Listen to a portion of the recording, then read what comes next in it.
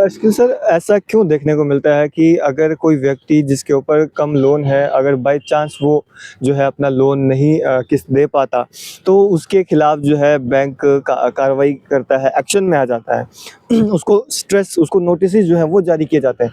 लेकिन अगर जहाँ पे बड़ा चंक है, जहाँ पे बड़े अमाउंट में लोन लिया गया है, अगर एग्जाम्पल के तौर पे हिमगिरी इंफ्रास्ट्रक्चर की अगर बात करें, तो वैसी-वैसी जगहों पे अकाउंट्स एनपीए भी हो जाते हैं, लेकिन कोई कार्रवाई देखने को नहीं मिलती। साफ बात है, मैं आपको कह रहा हूँ, रसूख वाले लोग हैं, पावरफुल लोग हैं, हुकूमत का हिस्सा हैं, तो इसलिए इनके लिए दूसरा कानून है। मैं तो बार बार कहता हूँ, आपको पता है कितने इंटरव्यूज में कह चुका हूँ कि जम्मू कश्मीर में 2 कानून है। रसूखदार जो है, जो इन्फ्लुएंशियल है, उसके लिए कोई कानून नहीं है, लेकिन उसके बरक्स जो बेचारे गरीब गुरबा हैं, जो सियासी हरीफ हैं, तो उनको भर के इंजेक्शन लगाया जाता है। बस यही फ़र्क है। लेकिन सर, ऐसा तो होना चाहिए ना कि जो आपका बड़ा अमाउंट है, जिन लोगों ने आपका बड़ा अमाउंट पे करना, पहले उनसे रिकवरी की जाए, फिर बाद में आप जो छोटा अमाउंट, जो छोटे लोग जिन्हें देना है, वो उनसे रिकवरी किया जाए। आपके सामने है ये केस हिमगिरी इंफ्रास्ट्रक्चर का, कोई छोटा अमाउंट नहीं है जी। जो असल लोन दिया गया था 14-15 तक, ये तो 29 करोड़ था। सूद डाल के आप देखिए ये तो कहाँ पहुंचा होगा, लेकिन अकाउंट भी एनपीए है, जो बिजली का प्रोजेक्ट लगना था वो भी नहीं लगा। तो इससे क्या आपको क्लियर होता है, इससे यही पता चलता है कि इन लोगों के लिए कोई कानून नहीं है। नेशन स्ट्रेंज न्यूज़ में आप सभी का स्वागत है और मैं हूं शाहनवाज। आज की खास मुलाकात में हमारे साथ मौजूद हैं एडवोकेट शेख शकील सर। सबसे पहले स्वागत करूंगा सर आपका। बहुत शुक्रिया आपका। शकील सर, आपने डीसी ऑफिस में जाकर जो है एक कंप्लेंट दायर की थी, तो उस कंप्लेंट का क्या अभी जो है रिस्पॉन्स जो है आपको मिला? शाहनवाज जी, ऐसा है कि 4 अप्रैल को मैंने, जो रिटर्निंग ऑफिसर हैं हमारे सचिन कुमार वैश्या जी। जो डीसी जम्मू हैं, उनके दफ्तर में एक रिटर्न कंप्लेंट मैंने लॉन्च की थी, जिसमें मैंने रिटर्निंग अफसर साहब को ये कहा था कि जो जुगल किशोर शर्मा जी का जो फॉर्म है नॉमिनेशन, उसमें डिस्क्रिपेंसी है, उसमें वेरिएशन है और इंफॉर्मेशन को सप्रेस किया गया है, कंसील किया गया है वोटर से।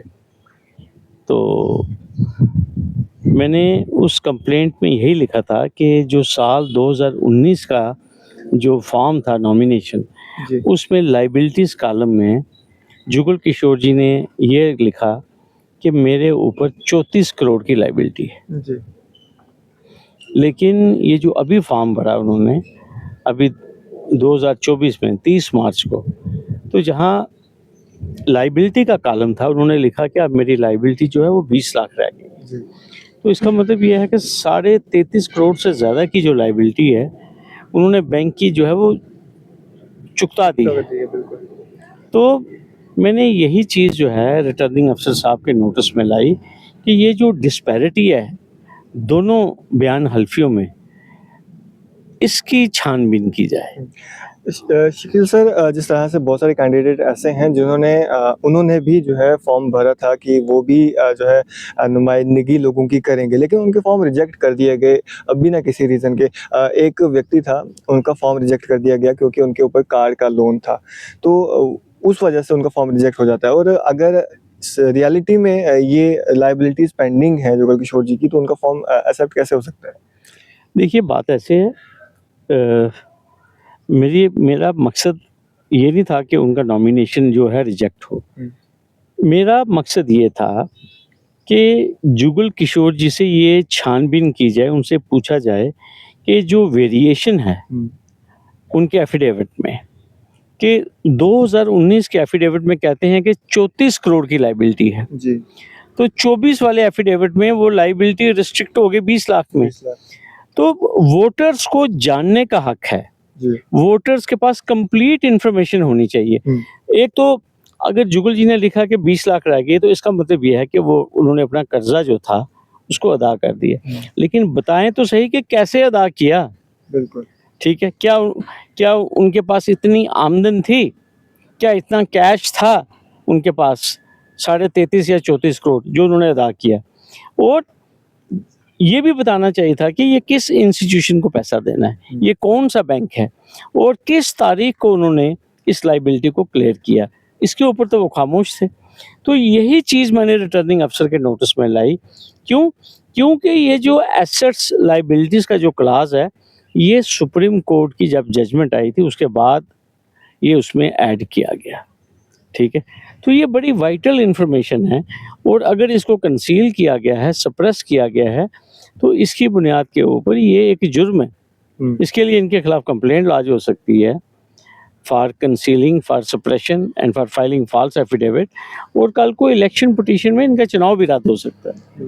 लेकिन सर ऐसा क्यों देखने को मिलता है कि अगर कोई व्यक्ति जिसके ऊपर कम लोन है, अगर बाय चांस वो जो है अपना लोन नहीं किस्त दे पाता, तो उसके खिलाफ जो है बैंक कार्रवाई करता है, एक्शन में आ जाता है, उसको स्ट्रेस, उसको नोटिस जो है वो जारी किए जाते हैं।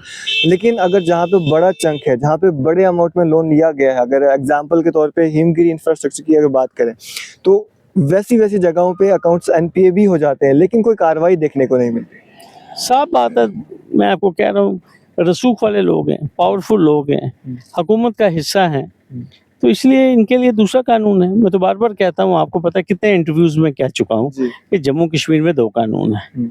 रसूखदार जो है, जो इन्फ्लुएंशियल है, उसके लिए कोई कानून नहीं है, लेकिन उसके बरक्स जो बेचारे गरीब गुरबा हैं, जो सियासी हरीफ हैं, तो उनको भर के इंजेक्शन लगाया जाता है, बस यही फ़र्क है। लेकिन सर ऐसा तो होना चाहिए ना कि जो आपका बड़ा अमाउंट है, जिन लोगों ने आपका बड़ा अमाउंट पे करना, पहले उनसे रिकवरी की जाए, फिर बाद में आप जो छोटा अमाउंट, जो छोटे लोग जिन्हें देना है, वो उनसे रिकवरी किया जाए। आपके सामने है ये केस हिमगिरी इंफ्रास्ट्रक्चर का, कोई छोटा अमाउंट नहीं है। जी, जो असल लोन दिया गया था 14-15 तक, ये तो 29 करोड़ था। सूद डाल के आप देखिए ये तो कहाँ पहुंचा होगा, बिल्कुल। लेकिन अकाउंट भी एनपीए है, जो बिजली का प्रोजेक्ट लगना था वो भी नहीं लगा।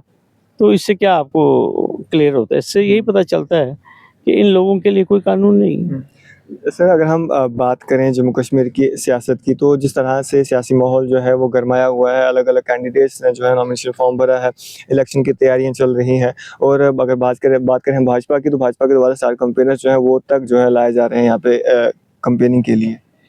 अच्छी बात है, वो जो कैंपेनर भी आ रहे हैं, ठीक है, वो करप्शन के खिलाफ बड़ी-बड़ी तकरीरें करेंगे, लेकिन हम भी उनसे यही सवाल करेंगे कि ये जो करप्शन है इसका कौन जवाब देगा?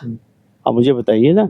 मुझे मालूम है, हमें मालूम है कि मोदी जी भी आ रहे हैं, योगी जी भी आ रहे हैं, लच्छेदार तकरीरें हैं, वो टेप हैं सारी, हमें मालूम है उन्होंने क्या बोलना है। लेकिन मज़ा ये है ना कि मोदी जी और योगी जी वो हिमगिरी के ऊपर बोले ना, ये जुगल जी का जो 34 करोड़ की लायबिलिटी है, मज़ा तब है ना इसके ऊपर भी टिप्पणी करें, फिर बात करने का मज़ा आएगा। लेकिन इसके ऊपर वो बात ही नहीं करेंगे, वो सिर्फ एक ही बात करेंगे, 3 खानदानों ने, डायनेस्टिक पॉलिटिशियंस, बेड़ा गर्क कर दिया, यहाँ भ्रष्टाचार हो गया, ठीक है। लेकिन इस भ्रष्टाचार के ऊपर भी तो टिप्पणी होनी चाहिए ना। सर इस पे भी तो टिप्पणी होनी चाहिए, जो मिनिस्ट्रियल बंगलोज जो है अभी तक खाली नहीं होने चाहिए, इस पे भी टिप्पणी होनी चाहिए। बिल्कुल नहीं होगी। आप देखिए, जो लोग हुकूमत का हिस्सा नहीं थे, अपोजिशन थे, उनसे कोठियाँ कैसे खाली कराएगी, ठीक है। लेकिन ये जो 43 हैं लाडले बच्चे, ठीक है, इनके लिए तो कोर्ट के आर्डर चाहिए इनको खाली कराने के लिए। और जून 2018 में असेंबली भंग हुई थी, हम 24 में पहुंच गए, 6 साल से ये बैठे हुए हैं कोठियों में, तो ये ऐश नहीं तो और क्या है। इसके ऊपर थोड़ी कोई बात करेंगे हमारे योगी जी और मोदी जी, उन्होंने बात ही नहीं कर दी, उन्होंने कहना हमको पता ही नहीं है, हमें महापुरुष जी ने बताई नहीं ये बात, बस यही बात।